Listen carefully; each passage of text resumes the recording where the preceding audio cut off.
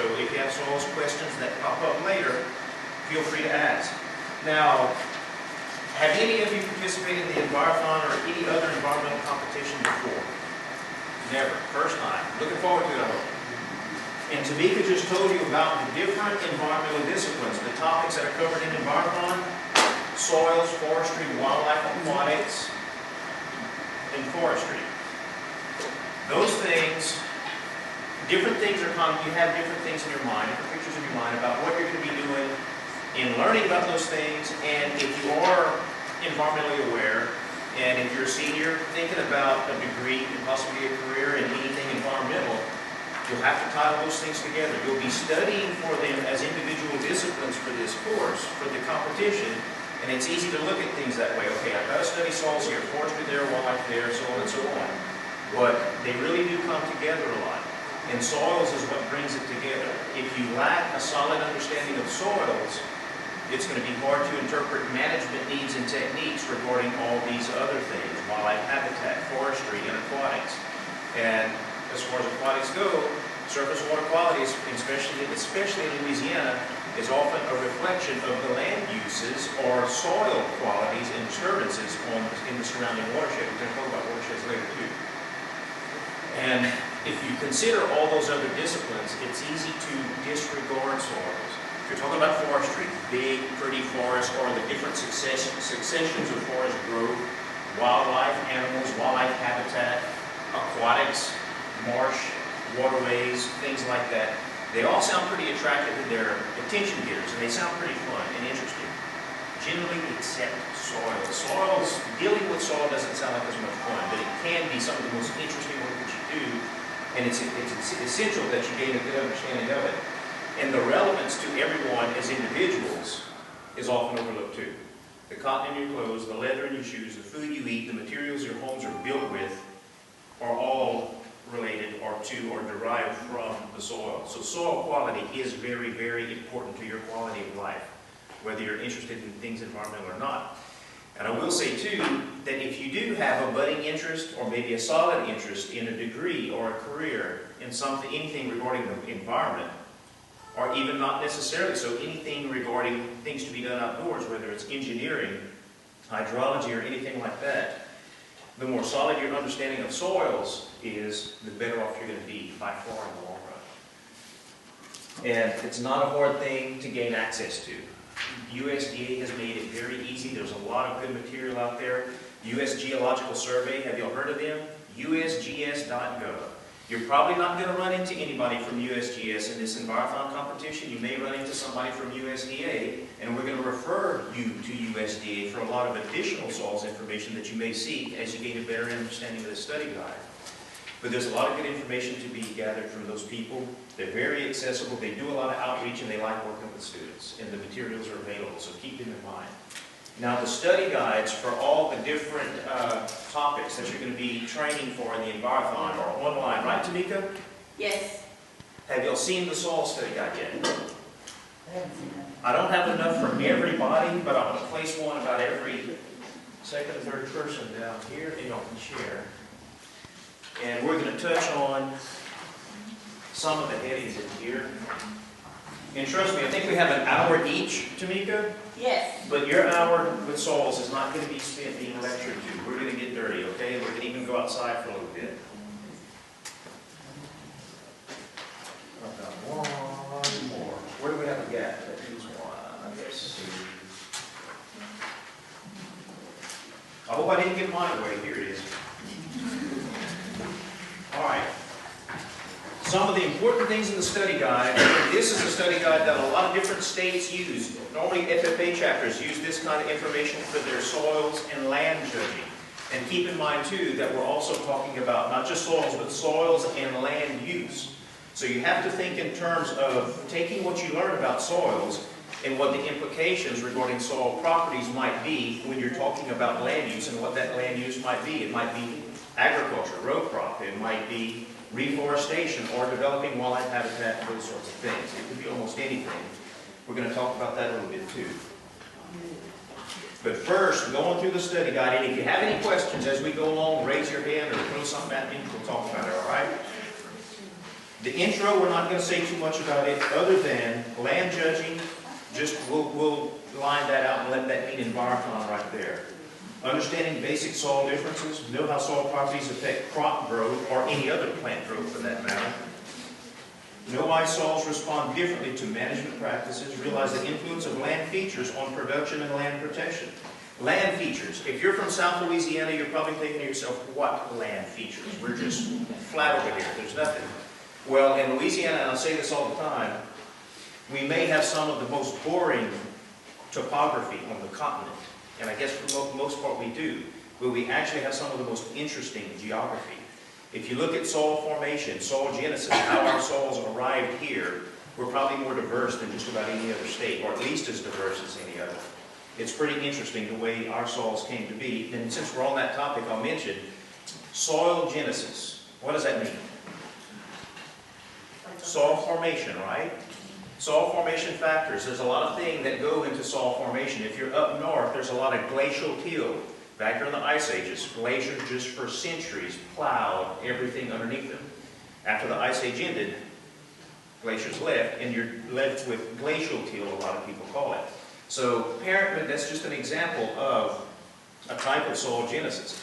As the soils that remained weathered over time, you develop specific soil horizons. We're going to look at that next and what those horizons mean. Do we have glacial till here in Louisiana? No, we didn't have glaciers. Glaciers kind of stopped way up toward the Midwest. They didn't make it down to us. But we have a lot of alluvial deltas and alluvial floodplains. Most of the soils we have were carried to us from someplace else. So they were developed in a sense elsewhere or brought here. A lot of the soils that we have in the Baton Rouge and across the South Louisiana region and some places in Northeast Louisiana and other pockets here and there are called loess soils, L-O-E-S-S. It's a Dutch term meaning windblown or something like that, but it is soils that were windblown. If you go up to Tunica Hills, have you seen the steep ravines and how pretty everything is up there? Some of the most dramatic terrain we have in the state. Those are loess soils, very deep loess soils. After the end of the last ice age, a lot of those soils were blown in during windstorms. Wind carried and deposited there. Very fertile, but very erodible because of a unique soil texture. Another thing we're going to look at. All the soil particles are very evenly sized, and like a bunch of marbles in a jar. You take the sides of the jar away, the marbles roll out. That's why you see steep ravines there. Water and loess soils don't get along in some regards. Select suitable soil and water conservation practices. There we go. Soil and water conservation practices affect all these other environmental topics that we're going to be talking about later. Determine land capability class. You're going to be asked about land capability class on the Envirothon test. And you're going to find more information regarding land capability class in the back of this study guide. We're not going to sit there, I'm not going to sit here and read all that to you. You can read it for yourself. Some of the things that we're going to talk about, some of the hands-on things we're going to do today in our hour are going to help you make determinations and inferences regarding land capability class. The different land treatments or conservation practice basics that would go into treating different types of land depending on land capability class are going to be referenced in here. That guidance is going to be given to you. But based on the hands-on things we do today, you're going to start to learn how to judge land capability. Determine proper use and treatment. There you go. Those are the basics. Soil profile. Does everybody know what a soil profile is? Have you ever heard that term before? Yep. You have. Have you ever tried to discern the soil profile? Have you ever been in a soil field? Oh, geez, y'all are missing out. I have.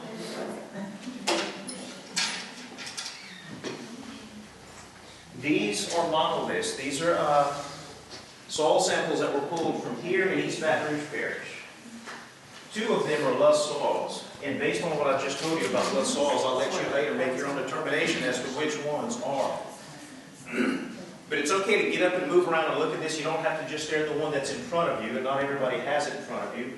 But looking at your study guides, if I don't have the monoliths right on top of them, flip over to the 3rd page, and you're going to see a little rudimentary example of a soil profile there with the horizons. So here's your profile. The horizons being the banded or layered areas that you see as you go from the soil surface downward. In lots of other parts of the country, those with less interesting geology than we have, but more interesting topography, By the time you get to the depth of this soil profile, or not even that deep, you would be hitting bedrock. Do you think you'd have to dig pretty deep in Louisiana to hit bedrock? Yeah. Some oil rigs have trouble getting to it. It's way down there. We don't have a whole lot of bedrock. Like we said, most of our soil is carried in from very far and very deep. You're going to be asked about soil depth later. But looking at the profiles here, and the little example you have in your study guide, you can see that the basic horizons are O, A, B, C, and R. O being the organic horizon of undecomposed and decomposed organic matter, absent and cultivated in many other soils. So if the soil surface is under any duress or any intensive land use, that organic layer is pretty fragile and it's going to be gone. The first big rainstorm is going to take it away.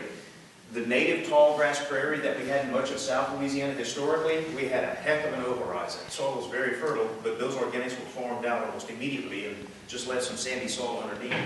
It's not very often in a heavily used area of any type, regardless of land use, that you're going to see an over-horizon, but always look for it, okay? The little bit of weedy stuff and roots and leaf and plant matter that you see on the soil surface, that does not constitute an over-horizon. A over-horizon would be a tiny portion in the very upper level of the profile that would be dark and have an almost greasy feel to it. So we don't have an over-horizon here. A, B, and C are pretty typical.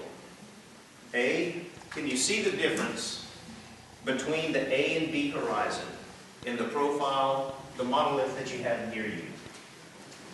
Like right here, can somebody point out where you think the A horizon stops and the B horizon begins? Did everybody see this? Obviously pretty darker up top, right? Yeah. And gets lighter underneath. Can anybody begin to tell me why that might be? What's making it darker up here? Some moisture. What else is happening up here that's not happening down there? Roots, plant matter, organic matter. You have more organic matter up here. That's lending some of the dark color that you see up here. What else do plants have? What do plant roots take up and what do the plant leaves retain? Nutrients, minerals, elemental things. So you have some of that in here. Not that you're lacking any of it down here, you just have a bit more of it down here. And it in turn gets leached down. So you can see how we're darker up here and it fades out. So we have a little bit of a distinction occurring right about here, right? Darker up here, getting lighter down here. The soil properties, the soil texture, and the soil water retention capacity is probably going to be a little greater up here due to the higher organic matter. Most of the root zonal activity is probably going to be this depth on up. If it's cropland, the plow depth would in turn again be about right there, right? So this would be your surface soil, or A horizon. Everything below it would be B. And the more technical we get, we're not going to get too technical right now, but if you're talking to a seasoned soil scientist, what he would do is break this out into different phases of A, different phases of B. But all we want to know for Envirothon is A versus B, okay? Sometimes we'll see a little bit of an E. The E horizon is always going to be between the A and the B, okay? And all the E horizon is sort of a little leached out lower portion of the A. And that doesn't occur very often in the soils that we're going to be looking at on our competition sites. There's a few places over at the Burden Center where the competition is going to be that might have an E horizon. I'm not going to hold it against you if you don't identify it because your study guide only goes from A to B.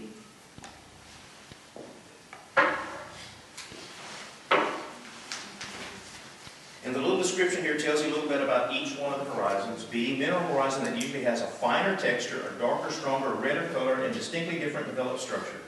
Structure is more often distinct than in the A horizon. We're going to talk about soil structure here in a bit. C, mineral horizon of weathered parent material, like the material from which the soil developed or other substratum of unconsolidated material not related to the above soil. For all practical purposes, we're not going to get into a C horizon, so I'm not going to burden you with it, but be familiar with what a C horizon is, okay? We're not going to be able to show you a monolith from this area at that depth that will have a C horizon. The weathered parent material in some areas is just the soil that first existed like a lust that was blown in. It's even. Things don't change. Things didn't change when it first arrived, first got blown in, or after a big river flow and you have this big feet-thick layer of new sediment. Everything's going to be pretty monogamous from top to bottom, right? if left alone and weathered over decades or even centuries, eventually you're going to develop some of these distinctions. The parent material would be that original layer of soil that came in. But here, our soils pretty much, they had a violent start. Blown in by wind or carried in by water, and eventually these horizons developed. Here you have a loess soil, and there you have a loess soil. These two are loesses from the eastern portions of East Baton Rouge Parish. And we're going to talk about soil names a little later, but soils are classified. You've heard of binomial nomenclature. It's not exactly that with soils, but there are names for specific soils. It depends on where that soil description was first noted. And we're going to see that in the soil surveys here in a little bit. Does anybody have any questions about soil horizons and profiles? Pretty straightforward. They don't get into a lot of detail about it in the study guide. Just learn to identify. And later you're going to learn about some of the distinctions that those different horizons are going to have.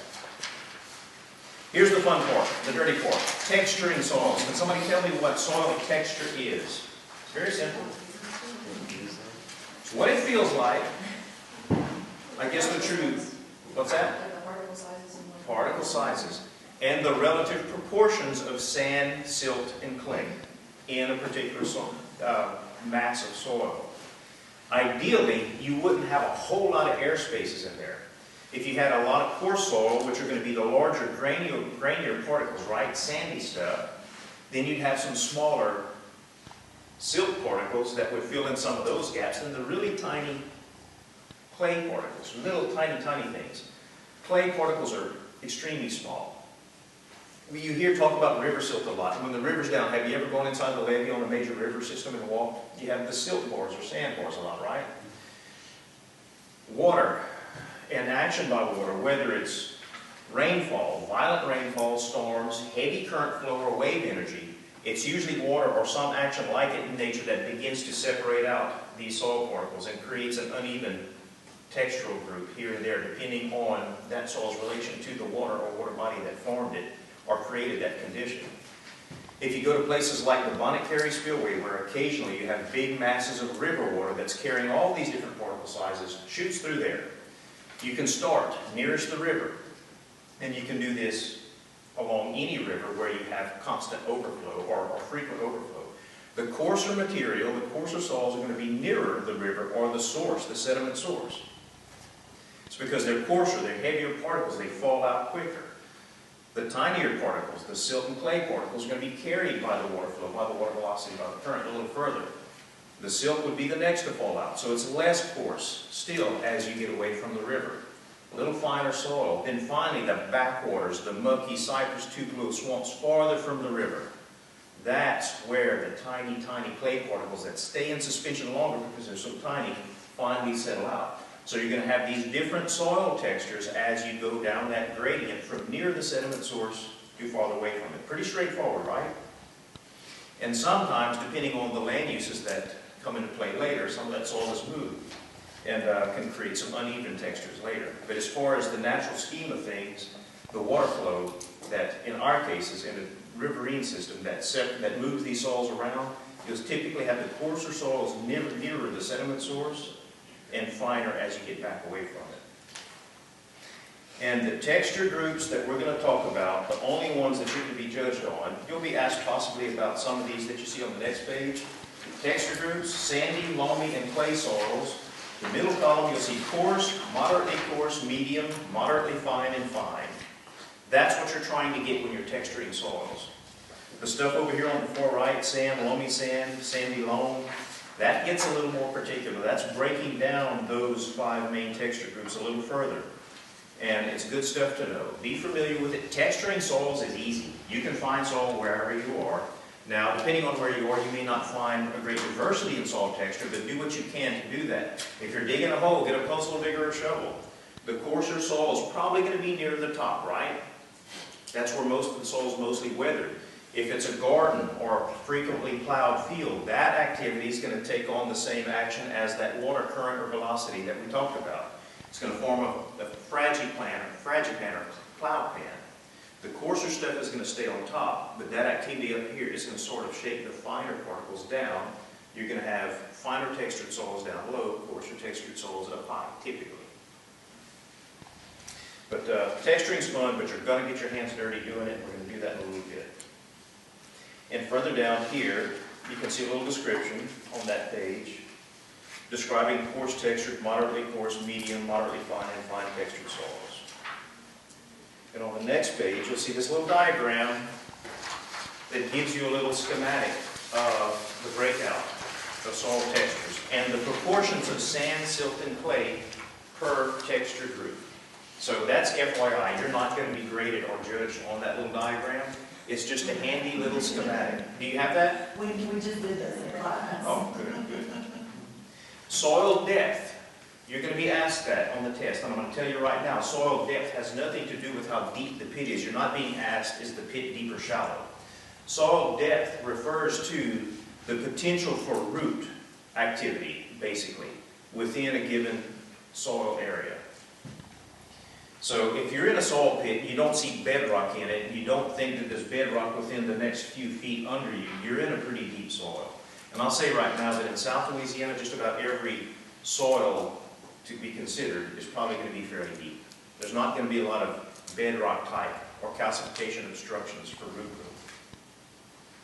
Soil slope is very important, and I guess you can imagine why, knowing that soil is going to be a bit coarser near the surface or in some areas.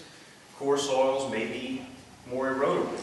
Fine soils can be very erodible too and stay in suspension a lot longer, but slope has a lot to do with land capability class, that thing that we referred to a little earlier, and we're going to be looking at here shortly.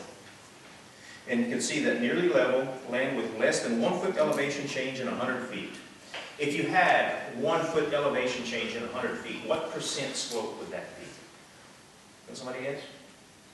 It'd be a 1% slope. If you had a 3 foot drop in 100 feet, that would be a 3% slope, all right? Is it hard to gauge that slope? If you're standing here and you want to know what elevation change takes place between where you are and 100 feet in any given direction, is that a hard thing to figure out? Not at all. We're going to do that too. There's different ways of doing it. There's some pretty high-tech, complex laser-type equipment that can be used for that, but we're not going to use that. Or you can just get on Google Earth, but that's okay. So anyway, soil slope is very important to land capability class. Soil texture and depth can be too. Soil erosion, a lot of factors come into play there. Soil slope and texture in particular. A little further down that page, soil structure is not judged, but it's an important thing to know, to be familiar with, because it has everything to do with percolation and infiltration. Is percolation and infiltration a good thing? It can be, very much so. Then it depends on what the land's being used for. There's some things you don't want percolating into the soil. And if you look at soil structure, the little diagrams on the next page, flip over to it, you're going to see blocky, angular, subangular, platy, prismatic, all those different things. Typically, you'll be able to make those out in a soil pit. If you dig a hole and stand there in it and just take a little knife, or sometimes just a steel brush, and kind of tap on it and just barely flake away the outer layer of soil, you'll see these things begin to take shape, and it's pretty darn neat. And you'll see different layers, different soil structures as you go down a soil profile. Here, this is pretty much coarse and even. You would have some angular and subangular blocks that would come out of this profile. Pretty much the same here. Here you would have a little bit of platiness and blockiness. And here, pretty much the same. A little bit platy up here, and blocky and granular as you come down. Again, you're not going to be graded or judged on structure. Just know it when you see it. And it's very important to percolation. And if you're not having a lot of percolation, that means you may have a lot of runoff, surface runoff during a rain event. That's not always a good thing either. Oftentimes not. Now, and I'm sorry the pages aren't numbered in this study guide, but here where you see midway down the page, major factors that affect land capability. Do you see that? Consider those. We've talked briefly about all these things, but we're going to get into them here shortly. Surface texture. And what again did we say texture was? Relative proportions of sand, silt, and clay. Think of sand as this big, okay? Silt about this big. Clay, a pinhead. That can be the magnitude of the differences in the part of those particle sizes. There's a lot of difference there. But anyway, surface texture is the relative proportions of those, sand, silt, and clay, in a particular unit of soil. Soil depth. Only shallow or very shallow soils will be major factors. Again, at least in South Louisiana, you're not going to have very shallow soils typically. All our soils are going to be pretty deep. Slope. Slope over 1% will be considered a major factor. What is a 1% slope? What elevation change per 100 feet? 1 foot. Erosion. All conditions except none to slight will be considered a major factor. Obviously, we're talking about soil and soil stability and productivity here. So erosion is certainly not a good thing. Permeability. What did we say affects permeability? Soil structure. Rapid or very slowly permeability will be a major factor. And surface runoff. General guide for selecting land capability classes. There you go. Class 1 through Class 4 are generally cultivated soils. Class 1 is best. That's the most stable. Class 5 through 8 are generally not farmed or cropped. And their uses are restricted by land capability class. And the better you understand all these other things, soil texture, slope, erosion, permeability, what have you, the better things are going to come into view for you in making determinations regarding land capability class. Does anybody have any questions? I know we went over that pretty quick, but we're going to do some hands-on stuff right now that's going to help a good bit. And further through the study guide, you're going to see a lot of charts. It looks pretty boring, but I think the more you begin to understand all this, the more you're going to like it, okay? And this stuff is going to really make sense to you. You need to be able to discern land capability class. Do that first. And as you gain ability to determine that, even if you're not right on the mark every time, get as close as you can, and you'll see that you'll begin to come close once you determine slope, texture, and all those other things. Then you're going to get better at determining what the conservation practices or land use techniques might come into play per land capability class. If you're going to want to grow soybeans on a Class 2 soil, what does that mean? What things do you have to consider? Well, it tells you in here. And there's other ways of finding that out. It seems pretty far-fetched right now, but trust me, it'll come together quick as you learn this material. And a lot of students, usually at this point in the game, when they're first learning all there is to learn, their first study session regarding the Envirofon, they're thinking, well, what about the national competition? Things are going to be way different over there. We're talking about Louisiana soil. Yep.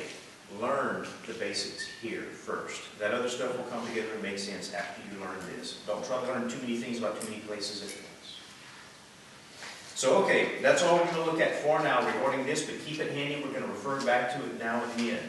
What I'd like for everybody to do now is get up, move around, and look at these soil profiles. And if you have any questions about what you see or don't think you should see regarding distinctions between an A and a B horizon, let's talk about it, okay? Marissa, you're going to keep me on time? Yes. You're good. 30 more minutes. Okay, don't get up and move around. Y'all can get in the middle of the tables right here. And carry your study guide with you.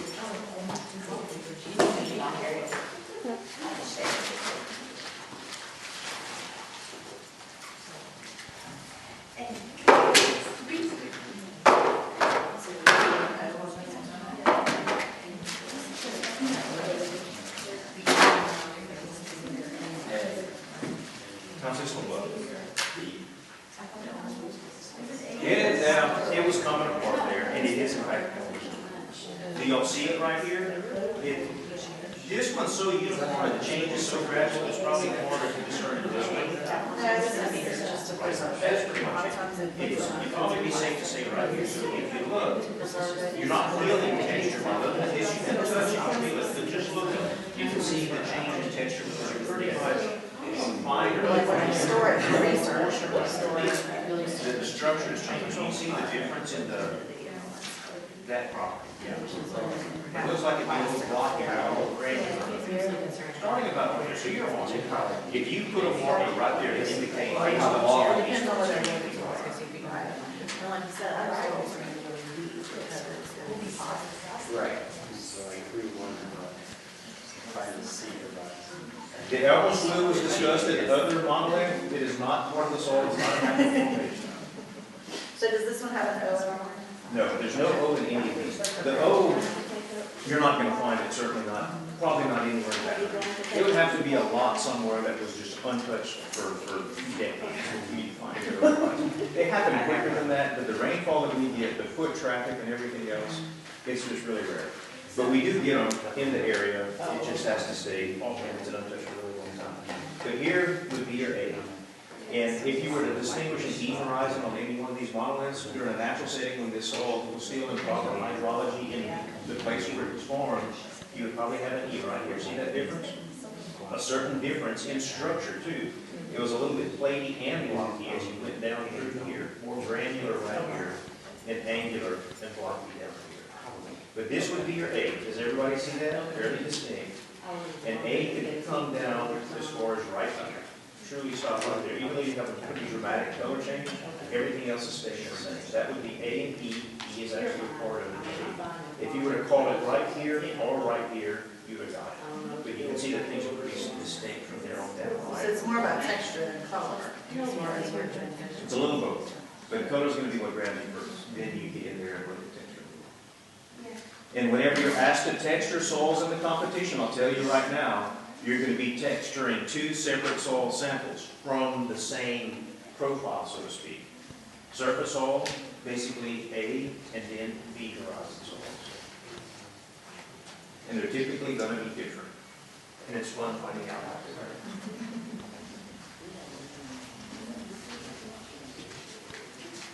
And not too different right here. This one's pretty gradual too. I like how subtle the changes are in this sample. Did everybody get a chance to look at this one?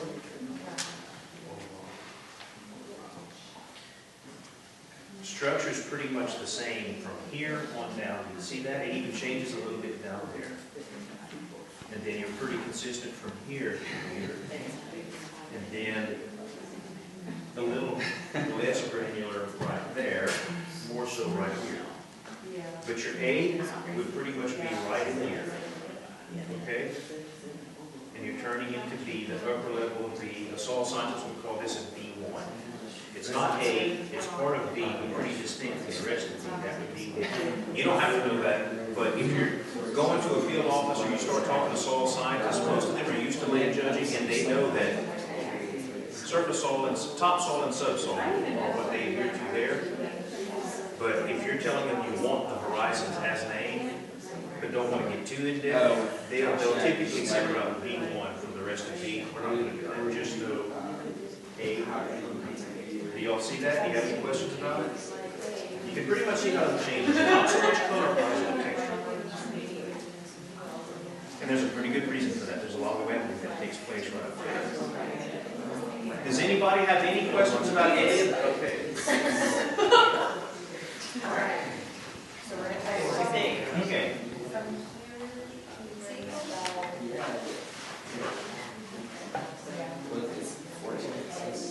Okay. Why do you think so?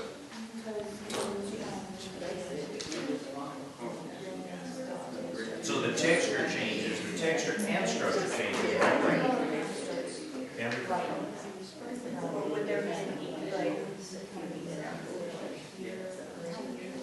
If there were to be an E, that's where you would see it. Actually, and then again, you have to picture this soil where it was formed, what the hydrology is. Hydrology meaning, and I'll throw that word around, though, it just means water. Water in that environment, whether it's river overflow, rainfall, whatever. It's the effect of the amount, the seasonal amount of water, whether water table or water coming from up here on that. I would say A would stop here, right in there. But I see what you're saying. The color and texture looks pretty much the same right here. And if you were asked, show me where A ends and tell me why, I'd give you credit for why you thought it went here, the reasons you did. This would be more distinct in its natural setting, and what would help is if I took that spray bottle and misted this whole sample, and it would help the actual colors come out a little better, but if I do that too much, these whole things fall apart. You can't have that.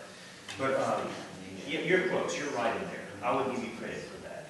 But you're looking at that color and the texture consistency to right here. Now look up here. Doesn't it look a little more granular? Right in here. And then that starts to change right here. See how that's more clay-like? That would be, this is where I would put it right here. And this would just be the upper level of green. This would be upper level right here.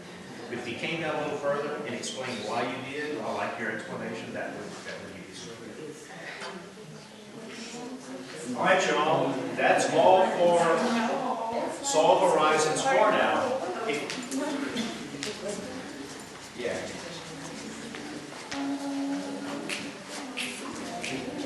Is it raining outside? Is it raining or something? It's 9:37. It's not. Exactly, it's raining. Oh, it's not raining.